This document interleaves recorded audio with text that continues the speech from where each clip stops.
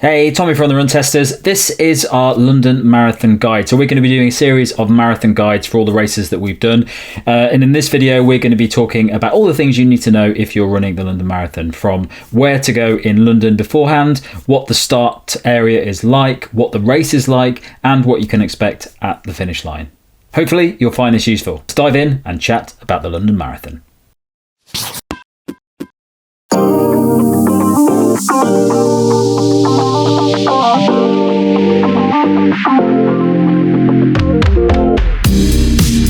Evening, gentlemen. How are we doing? Very well. I'm very well, thank you. Really How are good. you? Very well, thank you. Another year, another London Marathon. Oh, how's it come round so quick? I know. Well, I'm not doing it this year, so it's not that big a deal, but you guys are, aren't you? It's not important anymore. It's yeah. London's dead. Yes, Yeah. I'm doing it again. Although I have just PB'd at Seville. I am trying to train hard again, but the motivation is a little lower than usual. Okay, so this podcast is quite simple, really. We're going to be doing race guides for a lot of the big marathons coming up over the course of the year. So what we're going to do in this podcast is talking through all the things to do with London Marathon that people who are running the race, and we're recording this a few weeks before the London Marathon, but if you're running London Marathon, you should find something useful in this podcast. And if you're not running London Marathon, at the end of this podcast, we'll talk about how to get in next year and if it's how easy it would be to get in. So let's start off with just a little bit about London Marathon. So I think most people know it's getting pretty popular these days, increasingly every year. I think I've got some stats here. I was talking about Is it 840,000 people in the ballot? Was that the record? Oh, yeah, it's definitely a record. Yeah, the 2025. So 840,318, according to one website. And obviously, all of those people don't get to take part. Probably, I think it's around 17,000 people from that, all those people that have entered get to do it. So it's quite a small percentage, and that's done completely randomly. But the number of people that are running an London Marathon does increase a little bit every year. It was the biggest year last year for runners, with 53,000 or around 53,000 runners completing the race. That's pretty. And they're wild. going for the record again, aren't they? They're just they keep sparring with Berlin and New York, I think, for holding the world record for the biggest. I thought This New York. year they're going to hopefully be the biggest again. That's their aim. I thought it was New York. I didn't know London was the biggest. At the moment, it is New York. I think this year with the number of participants, they will flip over and beat them. Yeah, by hundreds, I think, not thousands. But wow, it's like when Spurs built their stadium to be like 60 seats bigger than Arsenal. Yeah, well, we'll just have to wait and see how big it gets, because those streets can only hold so many people and spectators. All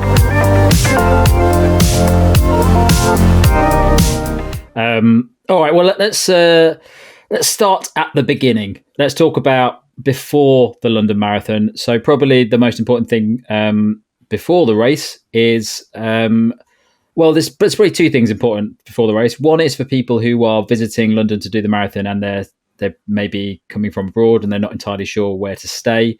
And the other thing is the expo as well. So let's start with, if you're coming to London to do the marathon, where are the best places to stay? Well, good question. London's a big old place, but I live west, and I can manage to get to the expo and the start, fairly easily. It's an hour or so. So you've got the whole of London to play for, really.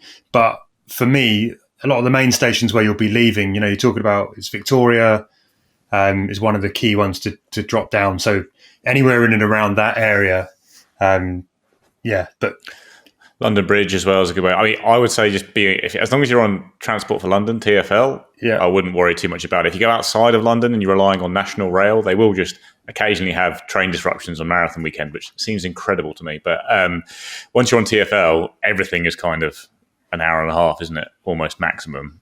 But yes, the start is obviously in Greenwich. That's the southeast of the city. The expo is in Docklands, which is the east of the city. So if you've got if you want to just to minimise your travel time, you could look at that. But then obviously the finish is right in the centre of town. So if you do stay far out east, that'll be a longer journey as well. So I come from the northeast myself. It's very easy to get to the start, I find, with a couple of trains. But yeah, those anything around like I say, Victoria, Waterloo, London Bridge, all get you to the start pretty quick. And TFL on the day, the transport's free, isn't it? So on the day of the race, you can travel on the underground for free as long as you have your race number, I believe. Yeah, I mean, actually, in the mornings, everything just seems to be just open up everything, don't they? I don't think they start checking numbers too much, but it's definitely worth having a number handy in case they do check. Yeah, so for anybody come to London Marathon, as you can expect, the hotels and places do get quite expensive on marathon weekend because there's so many people coming. So if you are you're trying to do it on a budget, London is a pretty good place to actually stay further out, and as long as you're on the Transport for London line, you can actually save yourself some cash, because as nice as it is to stay around Tower Bridge and near the finish line, it's going to be pricey. Yeah. The one thing I would say, I'm not sure I would personally choose to stay near the start. No. I think because then, if you're travelling in, you want to be part of the city and part of all of it. You're going to have a day to trek over to the expo, but for the rest of your trip, you're going to be a little bit disconnected if you're over way out east where the start is. Greenwich is nice, but yeah, you're not seeing much of the city. There's good views from Greenwich, I suppose. Okay, expo. Lots to talk about with the expo. All big marathons have an expo. You go there a few days before or the day before the event, and that's where you pick up your race bib and I think your t-shirt as well, and some other bits and pieces. But it's basically a massive, it's like basically a trade show, isn't it? A lot of it, the expo. So once you picked up all your stuff, then you can wander around, look at all the different brands that are there. There's normally a massive shop for New Balance at the expo. There will be this year again, where you can pick up kit. The queues of people buying London Marathon t-shirts and shorts and hats. So the expo, what do people need to know about the expo? Expo is where you get your race number. I would say first, always check your race number in your bag, because I think just make sure you got everything clear in your mind. You've actually got everything you need from the expo, because you never want to have to go back. I recently had to go back to an expo at a marathon, and it was a bit annoying. But yeah, it's on the Docklands Light Railway, the XL, which is one of the train lines in London. That's the easiest way to get there, to get to Custom House or Prince Regent, I think the stops are. I think both are pretty good. You can do a lot of walking, the expo, and it's going to be really busy at certain times. So this is what I say. Like most, if you're coming from outside London, you can't. It's often you can't do this. You have to come in and go on the Saturday to the expo, which means you're going to do a lot of walking and have quite a lot of queues and stuff like that the day before the marathon. So if you can get to London a bit earlier, the expo opens on Wednesday, I think now, and if you can go there Wednesday, Thursday, Friday, it's much quieter, and you get those steps done earlier in the week rather than doing 20,000 steps a day before the marathon. But other than that, the expo is pretty fun. There's always actually very nice atmosphere. I think the atmosphere is probably even better on Saturday, though a little bit more hectic. And you do ask some nice guest speakers. There's loads of cool kit to look at and nutrition stuff to look at and all that kind of thing. But it's a busy, hectic environment. For me, as somebody, I've done London a lot. I always try and go earlier in the week because I live in London. If you do that and you have the chance to sneak out, after work or during a lunch break or something like that, it's worth doing because it's pretty wild. It takes a while to get there. And yeah, on Saturday, it's chaos, right? Yeah. I always try and get in on the Thursday for sure. Try and get it done early. It's nice and calm, nice and quiet. You get all of the, if you want to do all the photos, all the little photo op places, they're more empty. There isn't obviously as much of the atmosphere, but there still are a lot of the talks going on. The other thing, I think now the Elizabeth line runs in as well, which is actually a really quick. That's a really quick way, because the Docklands Light Railway can be a bit slow and chuggy, but the Elizabeth line will zip you in and out there really quick. So that's now a really handy way to get in, particularly if you're staying over west, which is how I access. But anywhere further west or from central, you can jump on. It's quick. 100%. Forget what I said about Dockland Light Railway. Elizabeth line is the best line in London. That's what I'll be using. And if you land at Heathrow, you can go straight to the expo. Just knock it out from the Elizabeth line. Do it straight away. Get your bib and then go to wherever you're staying. If you are flying in, God, yeah, Elizabeth line. What a line! And if you're you will have to go to the expo, but make sure you take the right stuff with you. So I believe you need a identification with you when you're picking up your bib. Yeah, and you probably need. There's the email with the QR code as well, isn't there? So yes, it's normally a very, very quick process as long as you've got the things that you need to show them, and otherwise it can be quite a longer process. Okay, so that's the expo done. You've got all your stuff. You're going for dinner the night before, getting your pasta in. Let's head to the day. Okay, so the London Marathon start is at around 9:35, which is done in waves. So I can't remember how many waves there are, but you'll be allotted your wave based on the projected finish time that you're given at the point of signing up to the race. And those waves can go on for a while. So from that 9:35 start point, they will go on until like 11:30. So you'll know your start time from the pack that you're sent digitally, and that's when you know when you need to get down to your pen. That's right. Yeah, that's all right. Yeah. How we talked a little bit before about how to get to the start, so we don't need to cover that. But when you get to the start, what can people expect? Lots of different starts is the big thing about London. Yeah, is it 3, Kieran? There are 3: blue, green, and red. Yeah, and this year actually there's an interesting one. There's a team green start as well, which is for people who agreed not to do a drop bag, and there's a special start for them. I don't know which place that is, but if you signed up for team green, you'll need to find out where that is. Hopefully at the green start would make a lot of sense. If they've done it with the blue, it'll be amazing. I'd love it. But those people are going to get special. There's a little bit more. There's more toilets and I think access to coffee and stuff. So there's a bit more room if you've been sort of more environmentally friendly, so they're not having to truck all the bags over, which I thought was an interesting. That's a great idea. Tom, you never drop your bag. You love just carrying things with you. It's ideal for you. I've not used a bag drop in years. Yeah, Don't bother with that nonsense.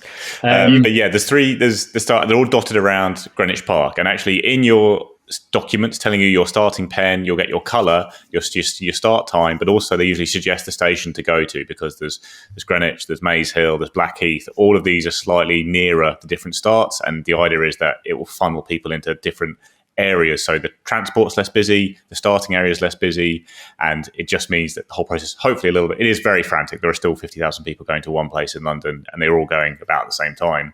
And then those 3 starts set off, and they all converge after about 3 miles, 5K in the race. So it does mean, again, it's a little bit less busy right at the start when you're running on the roads. So yeah, your starting area colour is definitely key, because if you go to Greenwich Park's big, and obviously there's loads of people there. If you're at the wrong colour, it can be quite a long walk to your correct starting pen. And again, like if you get there and you know you're actually a little bit short on time, you don't want to be sprinting through Greenwich Park. It's a hilly park as well to try and get to your right start. And there's also the starting group in just on that. Is it Blackheath Green or something, which is just outside Greenwich Park? Oh yes, right. Same general green area. Same general green area, but just in case anyone's watching this going, that's not in Greenwich Park.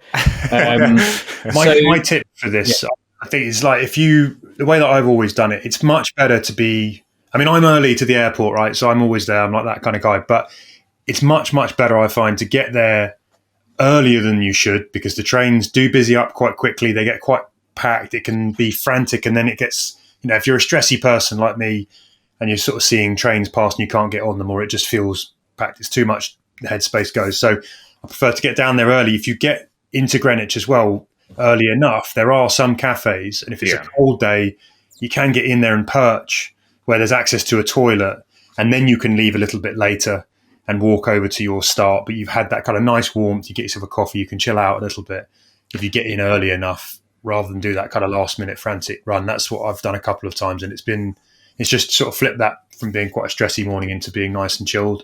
100%. And it's worse, is Greenwich Park, like even the starting area, there's no cover really. So like there's occasionally, I think in a couple of, there's like some tents for people to change in, like very small, like tents, like those white canopy things. So, if it's a cold day or it's raining, it's exposed. So it is that balance, like you say, being there early enough, but also if you can be somewhere nice rather than waiting in the park. Don't wait too long in a cafe. I've had a friend who's done that though, and then ended up running anyway. Yeah. So when you get into those start areas, there's not a lot in there. You'll of course have toilets, and normally the toilets are actually pretty good at London Marathon. There's always queues, but some of the marathons are much worse than others. And London, I've always found to be pretty good for toilets. Yeah.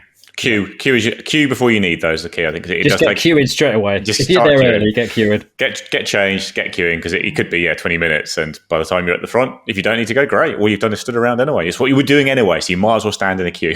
It is massively dependent on the weather, isn't it? There's some years that people are just huddling around the other side of fences and the toilets to try and hide from the wind and rain because they've not bought a jumper or anything and they're stood in a vest. And then some days it's really hot and you're doing the similar thing where you're trying to get out the sun. So that's another good point as well in the starter areas is that you might be there for a while. You're fairly isolated when you're in there from other things. So if it is cold, if it is really hot, you need to prepare for that in advance because you could be there for a while. Yeah, the heat can be the last couple of years, actually has been in the starting area getting a bit hot. I know there was also lots of races, places you can hand in, like jumpers that you use to keep warm, that they'll take to charity shops or recycle in some way. So if you have an old jumper that you're willing to, or an old race t-shirt, that's usually what I do, that you're willing to give up just to keep yourself warm, you'll be able to dispose of it in an appropriate way. Don't just fling it at people. Yeah. And make sure I always take loads of water with me into the start thing because you can't get any in there. So make sure you can have plenty more than you need, but just don't down it before you start the race. And then if you need any snacks or anything, take them in there because if you get in there early, you might realize you're a bit peckish by the time the race starts.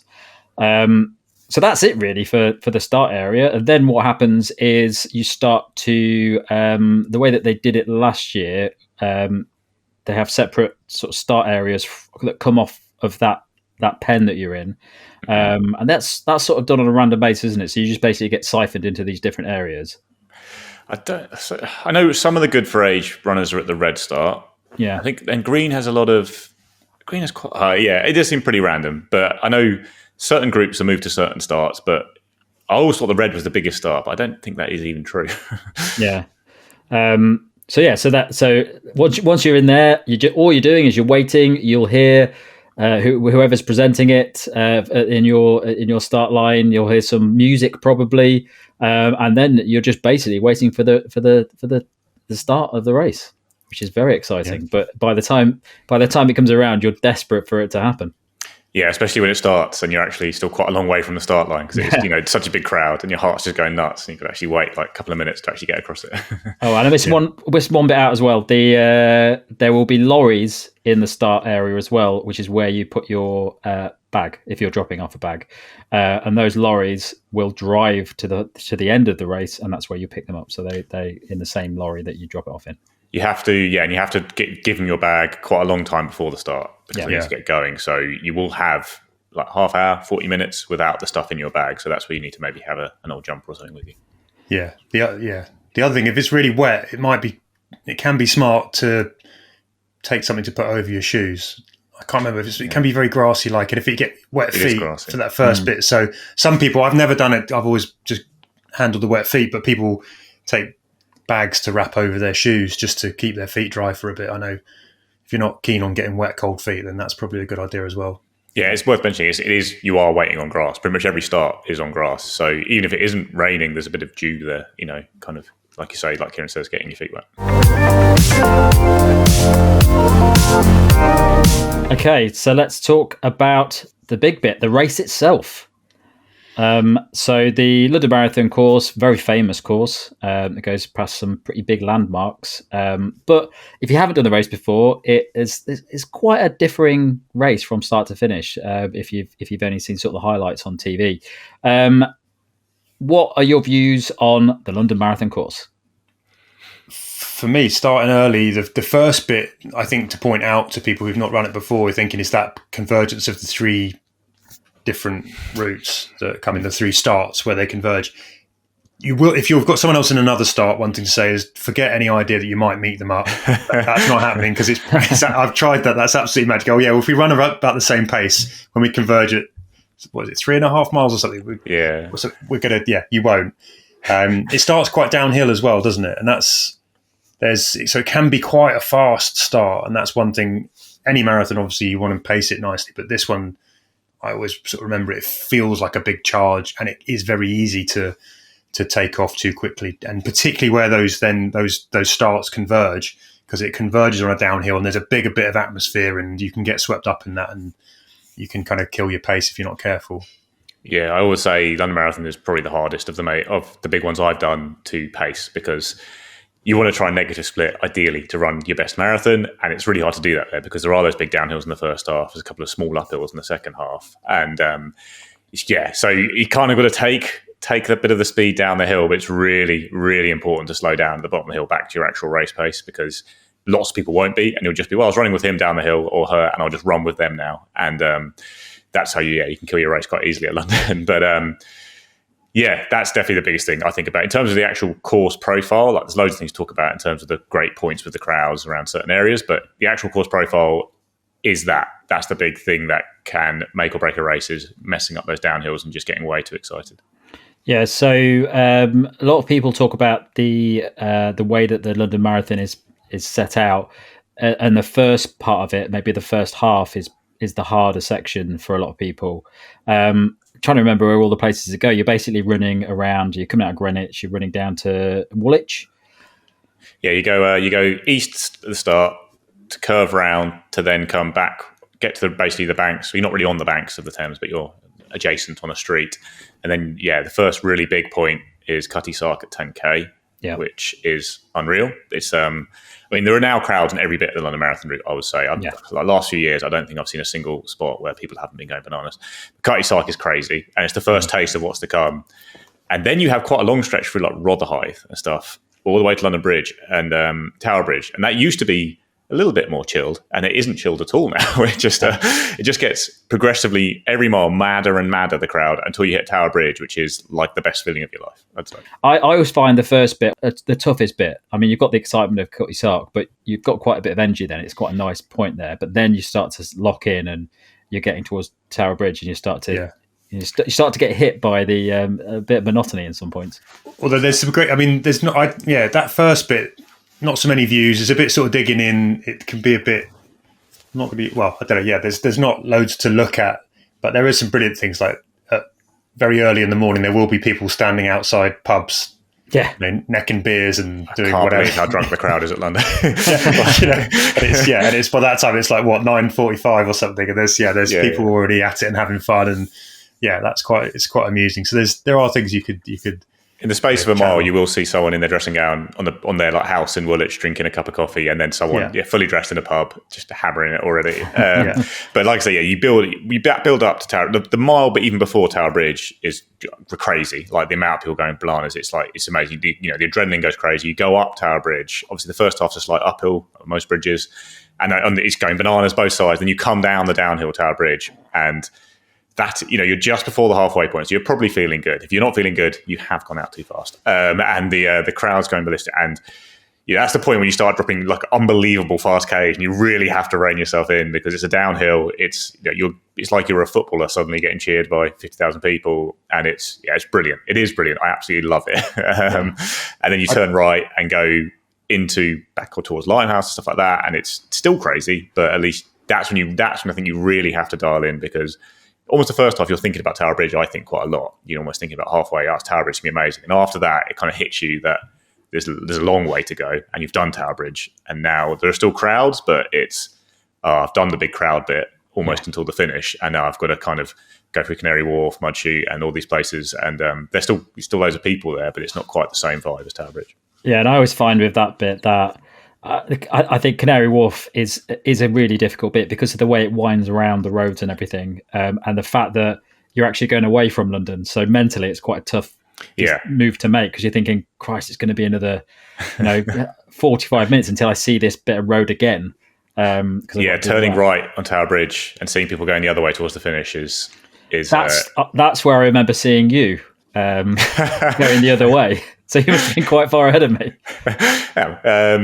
I guess that kind of makes sense. I don't know. I don't know how much time is down there, but but the Canary Wharf's also really tough. If you are someone who's going for a PB and pacing yourself, your watch is going to go crazy in Canary Wharf. It is not going to be useful for you. Like even the best watches of dual band GPS lose it a bit around there. So that's the point to start manually splitting. You working out your lap pace by actually looking at the markers and clicking your watch on them. After, when you're out of Canary Wharf, they're pretty accurate again, I find, but you will have a couple of K there where it goes a bit crazy. But when you turn and go back towards Shadwell, Limehouse, that is when you are on the direction to home. But that's probably, you still have quite a long way. It's a long way, you're still only probably at 32K, I think, when you start turning back. Still got good 10K to go there. Yeah, but once you're past Tower Bridge again, you are pretty close. But that I find is a bleak stretch along embankment. It's straight, it's long. the crowd is great. There is the tower. We can talk about the tunnel. The tunnel is one of the darkest places on the London Marathon route because it's the only place where there aren't crowds, which means a lot of people take a chance to basically have a moment without the crowd seeing them, whatever that might mean, and also just in general, have a little stop and a cry or something else. The embankment tunnel is bleak. Lots of people. A lot of weeing going on. Yeah. There's a lot of weeing goes on. Not just weeing, guys, is it? One thing to say about the tunnel is there have been a couple of people who've collapsed in that tunnel in the last years, I think, or at least one person, and it feels like they almost got out of the hub of the crowd before they stopped and actually realised what a bad state they were in. That is a hard place, I think, for the emergency services to get to. So, and obviously people aren't seeing you. So I think it's not a place to stop if you're really, really bad. I would go to the ambulance services. They're on the route all the way. And if you're in the tunnel, you are a bit more isolated. And actually that obviously can be dangerous if you are in real trouble. If you roll it back a bit just before, there's two bits when you turn off Tower Bridge and you do that right, and you're going into that section, that's a bit where I feel this race can get a bit lonely. You're a bit isolated. It's the bit where you actually have to dig and it's kind of hurting. You've come away from all of that kind of noise and the hubbub, and all of a sudden that adrenaline dies off, and you're like, okay, now I'm in a battle, and that's where that real battle might hit. Particularly if you've overcooked it on Tower Bridge, which you will have, or a little bit after that. And I think there are stats in the race. That's kind of basically the fastest mile or the fastest couple of Ks after Tower Bridge. That's where people tend to kill it. And then, but actually, when you come back, and I think it's sort of Shadwell where there is that out and back. Yeah, that's a great place to have people give it away because everyone will go there, but everyone will go and watch. You can actually get to see your family or your supporters twice very quickly. So you go through this sort of bit, which can be quite bleak, but having people there to do a little switchback you get like a double boost within a couple miles, which is really, really magic. You see them twice. So that's a good way to sort of offset that if you're thinking about where to position your support. And then they should, in theory, unless you're running as fast as Nick, have time to get back to the finish line as well, or close to it along the embankment to see you again.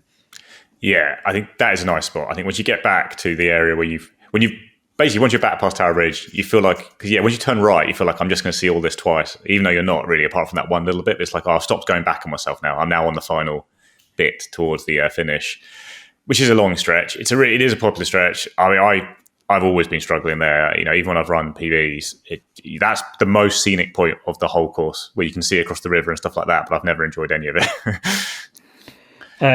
So then once you've got through that bridge, the famous bridge, tunnel, sorry, and you get out to the bit that everybody remembers. You're coming up on embankment. That's where the crowds are absolutely mad. You're on the final stretch. Then I actually really struggle with that bit. We spoke about it before, but normally I'm in a lot of pain at that point, and the last thing I want is people cheering at me, going, "You can go faster," because I can't. You're a really grumpy person about that, yeah. There's great photos of Tom in that section. There's nowhere you can hide. You can't go either side of the road just to have a little walk or just a little jog where you're struggling. You can't go in the middle because there's so many people there. So it's a real tough one. I mean, it's great for the crowds, and some people obviously love it because they you get all that support and everything along the way. But I'm just a grumpy man. So I find I struggle with that bit as well. Like, you are just trying to drag yourself home until about Big Ben, and when then you hit Birdcage Walk, which is quite a long way still from the finish, but you are in the last K, I guess, last mile. Yeah. And then they get the signs, which I don't know why any race ever does this. I hate these signs. 800 meters to go. That's a long way. I don't want to be told that. I will say my family often go to Birdcage Walk for young kids, and it's it seems counterintuitive that would be a good place to go, but it's one of the quietest places on the whole course for spectators because most people go to the really big points. Yeah, and actually, not only is it quieter, it's easy to see people. You're also right next to St James's Park.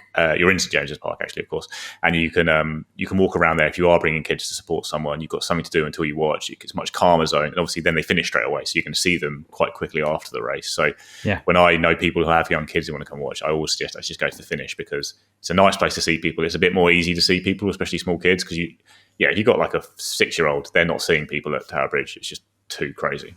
Yeah. When you hit that red tarmac as well near there, that's the bit. So it's your instinct will go, I'm on the red tarmac, the road changes, you think this is done, like I'm now just going to swing up around, and it's a long way to go. If you kick too early on that bit and you're already on a knife edge, you're going to get to Buckingham Palace and you're going to be feeling sick, and then you've still got to go around. So you have to I mean, it depends how you're racing it, but yeah, my advice is just don't go too hard too soon at that bit. Yeah. If you're really on a knife edge, but once you turn, it is close. It's pleasingly close when you turn around the corner at Buckingham Palace. I always on birdcage bit, even though I'm not racing anyone really, obviously, but that's where I go. Oh, that guy 20 meters ahead. I'm going to try and catch that guy, because obviously you're both moving terribly at this point. You're not really racing, and I might not catch them, but it's just something to think about for the first bit if I'm not looking for my family, because it's a long straight. So that's the only bit where I technically try and like race someone in the whole London Marathon. Yeah. Okay. And then we're at the finish line. Yeah. Then you're still a long way from everywhere. You've got a long walk now. Yeah. Wobble over the line. It is a good finish line. Out of all the marathons, that is a fantastic last kilometre. It's beautiful. I would say definitely the crowd is less than like Tower Bridge, but it's very cool to finish on the Mall. It's nice. You do turn right by Buckingham Palace, which is quite a bland building. I'm not a fan. I'm going to say it. Yeah, I'm not. I'm also like, I love that bit. I like that. That you get that sort of running the curve around. That feels sort of good, and then you turn, you can see it. The one thing is, I think as you sort of head down the Mall towards the finish line, actually the crowds just disappear. Yeah, and you sort of hit the VIP zone where everyone's basically not really paying much attention. So that intensity that you've had all the way along Embankment, even around Birdcage, there's a bit of crowd. It sort of just vanishes at the last 100 meters when you probably need it the most. But I'd say that's the one area you're not getting. It's weird, isn't it? It's actually really weird to think about that. There's no atmosphere at the finish. Yeah. It's because everyone's I don't know. It's always like VIP crowd, people prawn sandwiches, right? Polite applause. I don't know. Yeah, or they're just looking for the people. They're waiting for the big names and the celebs to come in, or it's it's set quite back. Not us. No.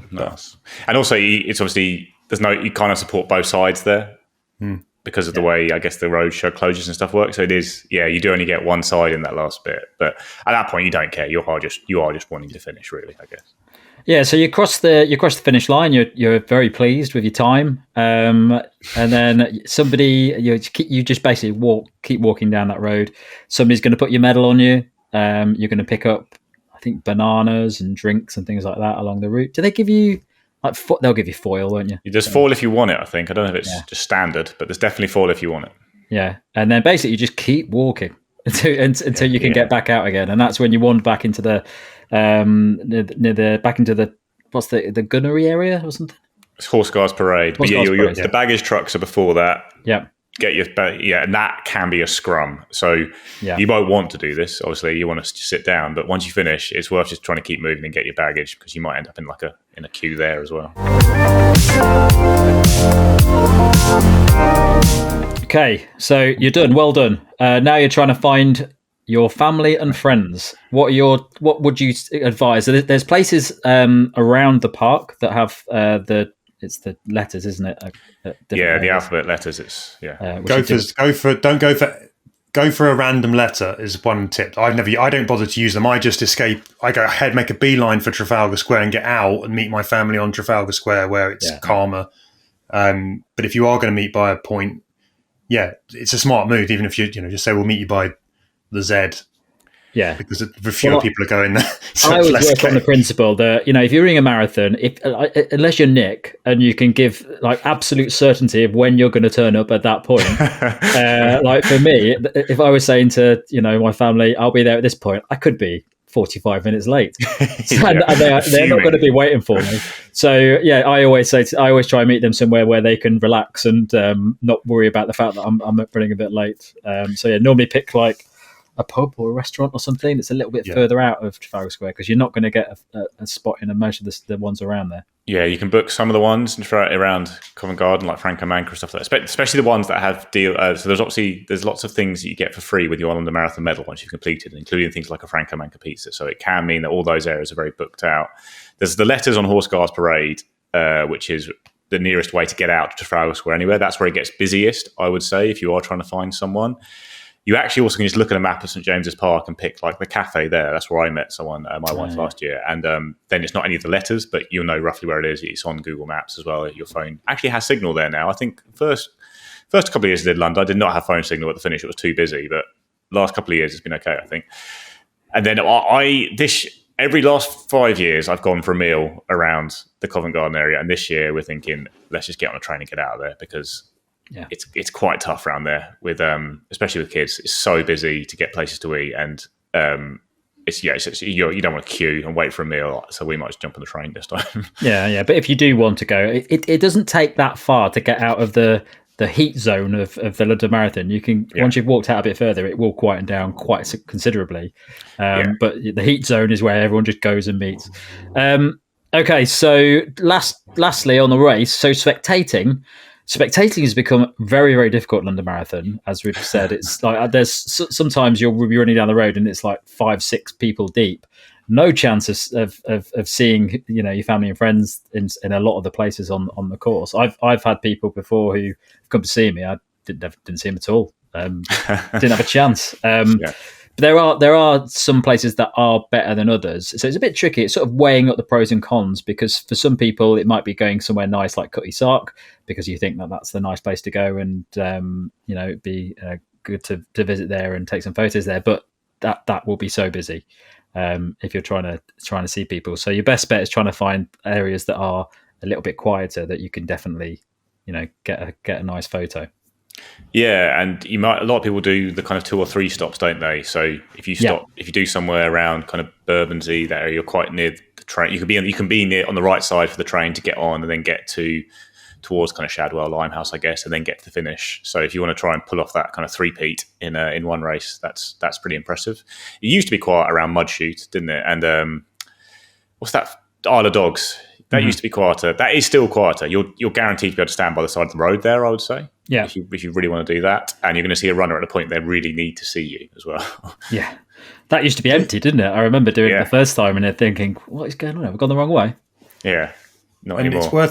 It's worth checking train. I think, do they close, like some of the time after a certain point, like Embankment and some stations might they might be closed temporarily or whatever. There are bits. Yeah, there are some, So you need to check those. And also some of the crossings, particularly around the finish, Birdcage and that, there are bits where you're going to have to walk a long way to get over and do these temporary kind of bridges that they've put in. So that's worth thinking about if you're trying to cross certain points as well. Yeah, you just can't cross the route, basically, really, at all, apart from maybe the early stages. Yeah, if you're going to the finish, that's definitely a key point. You want to get a train, I guess, to the south of the park to then approach the finish.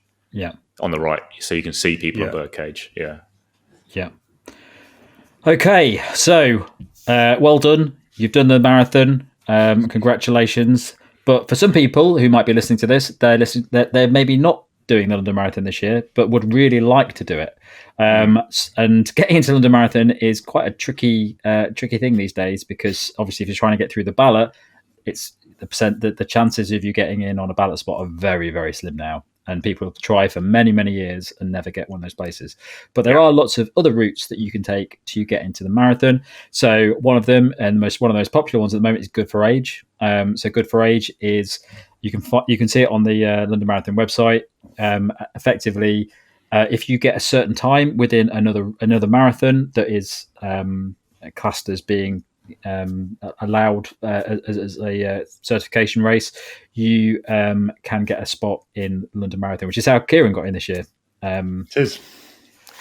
Yeah, it's worth checking that certification, right, isn't it? Because it's got to be an approved course. So you really don't want to run a marathon and get. I mean, they might still let you in if you use it as your application. I don't know. I don't know. I've never heard any stories about that either way. But it needs to be a officially measured course to stand. Yeah, and if you're looking to go through the Good for Age route, most big marathons will be absolutely fine. But it probably tends to be those sort of more local ones that probably aren't as verified.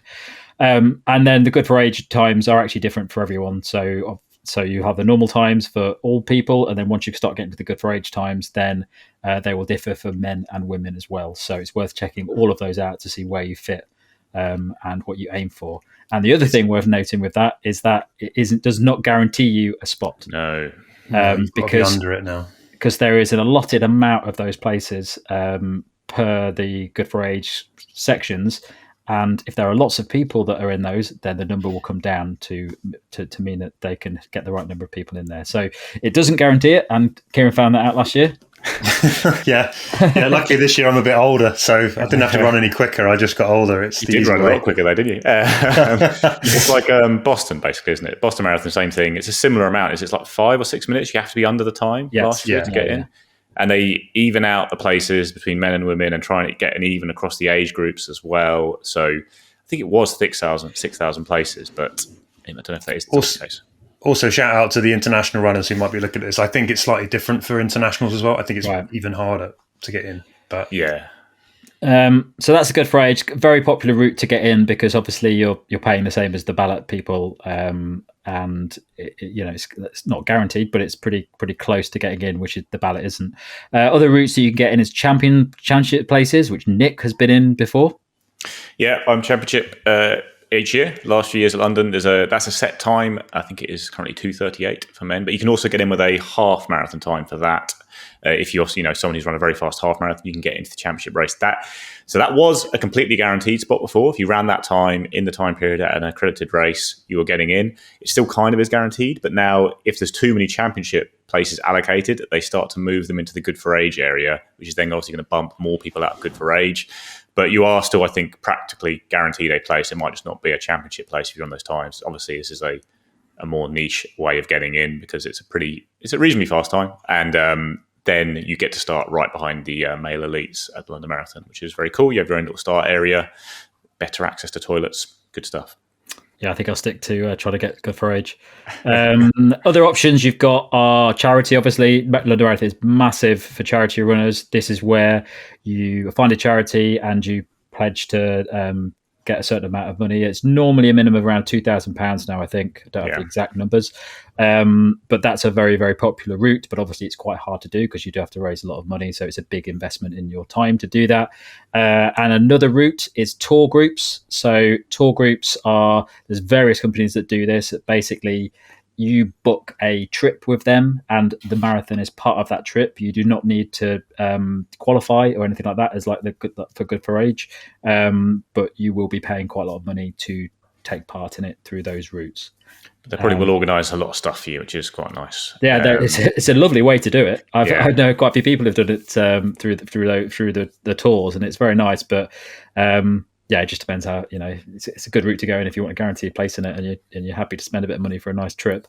So, say if you get a good for age or a championship place, I think you can't defer either of those. I think actually you can if you're a woman who's pregnant. I think there are now proper rules in place that means that you don't have to qualify the time again. But I think if you so myself, if I couldn't defer my championship place because it's a time based on a certain year. Whereas if you get through the ballot, you can defer for 1 year if you're unable to run. But that is it. You can't defer any longer. Okay, and then the final group, which I can think of, is the running groups. So if you're in an affiliated running club, they quite often, and I believe this changes a bit over time, but many running clubs will be allotted places in the London Marathon, which are often given out to as part of like awards that running clubs do and things like that for most valuable volunteer and things like that. So that might be a nice route, but I don't think there is commonplace these days. There's not as many of them around. My club does this. We get some spots, but they've been dropping a number. My club is a London club and mans one of the drink stations on the course, the elite drink stations. So I think that's one of the reasons why they have lots of volunteers helping out. But I think those like Tom says, their numbers are smaller than they potentially used to be. So there are all the routes that you can get in. I think that'll do us for the London Marathon. That's plenty of information for people. A lot of information, yeah. If you're listening to this, the chances are that you are running London Marathon. So good luck. You're going to have a great day, and hopefully you found something useful in this video and podcast. Yeah, we'll see you there. Well, see you online. Yeah. Kieran and Nick, we'll see you there. Good luck. If we're on the right start line, because otherwise we'll just try and see you when we converge at 3 miles. We'll meet you there. Yeah. Oh, spectators, Tom. One point we should have said get the app because you can see when people. Oh, the app, yeah. Okay. The app will show your runner what time they're going through certain checkpoints. That is a really good way to know when they're going to be roughly. You can see if they start to slow down. That's how I tracked Tom in the Valencia Marathon when he was when he saw me and told me what a terrible day he was having. When you thought the app had broken. Yeah, he was so far behind this projected thing. I'm not having a nice time. Oh, hi Tom, good to see you. Yeah. Let's not talk about that with marathon. Well, lovely stuff. Good luck in the marathons, people, including both of you. Cheers. Have fun. Thank you. That's it from us on this London Marathon guide. We hope you find it useful, and if you are running London Marathon, good luck. Don't forget to subscribe so you get updates for other videos coming up, as well as more marathon guides. Thanks a lot for watching. Catch you next time.